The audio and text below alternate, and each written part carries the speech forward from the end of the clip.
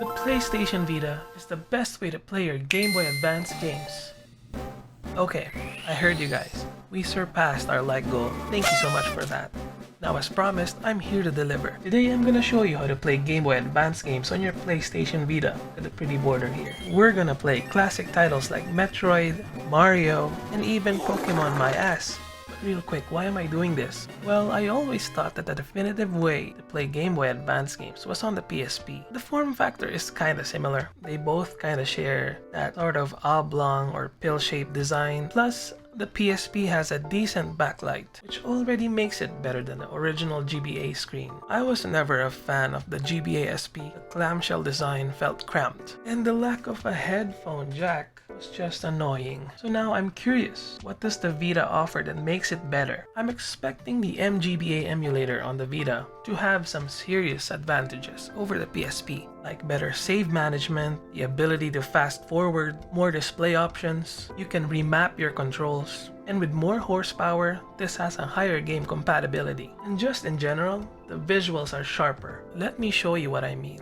On the PSP, the screen resolution is 480 by 272, so GBA games can look a little fuzzy. But on the Vita, you've got a 960 by 544 LCD screen, well in my case. That, in and of itself, makes the emulation a lot sharper. The games just look more vibrant. Now if you're gonna do this, you should have already jailbroken your PS Vita. If you need resources on how to do that, I'll leave a link down below. It takes like 30 minutes tops. So after you jailbroken your PS Vita, click VitaDB Downloader. Let it load and press triangle, search MGBA and just download it. It's the emulator. And after that, get a cable. In my case, micro USB will work. Plug it in. Don't panic if nothing is showing up on your PC. Follow me. The next step is to click Vita Shell, and then you'll get this freaky looking menu. Change the USB device to SD to Vita. You can see it, SD to Vita, and press select. Create a new folder. Name it ROMs. After you transferred your files, disconnect. Click MGBA. Let the magic happen. Oh, also, click this one, UXO, and then your ROMs folder. And voila! You can now enjoy Game Boy Advance games on your PlayStation Vita. MGBA supports the gyroscope.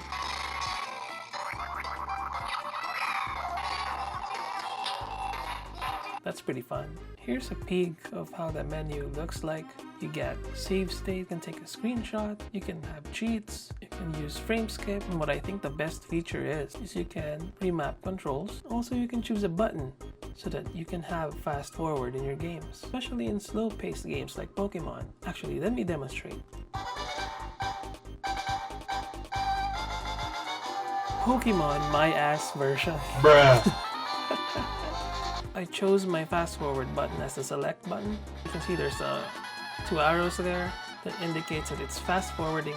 Not like blazingly fast or anything, but is he naked?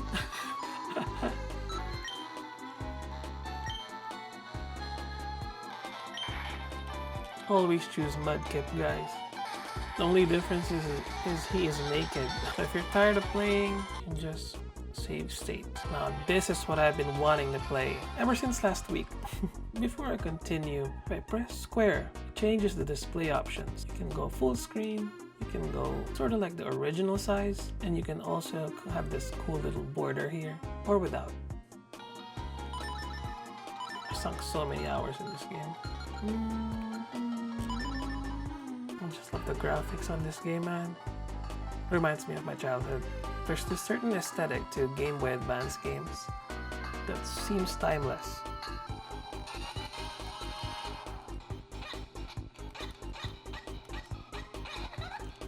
Also, I forgot to mention, we have autosaves. Play Mario Kart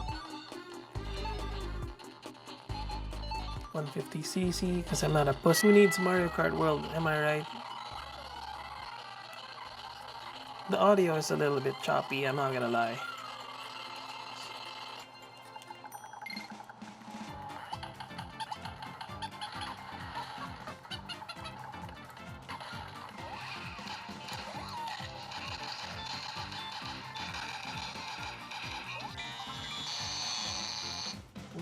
heck is that audio? Dear Lord.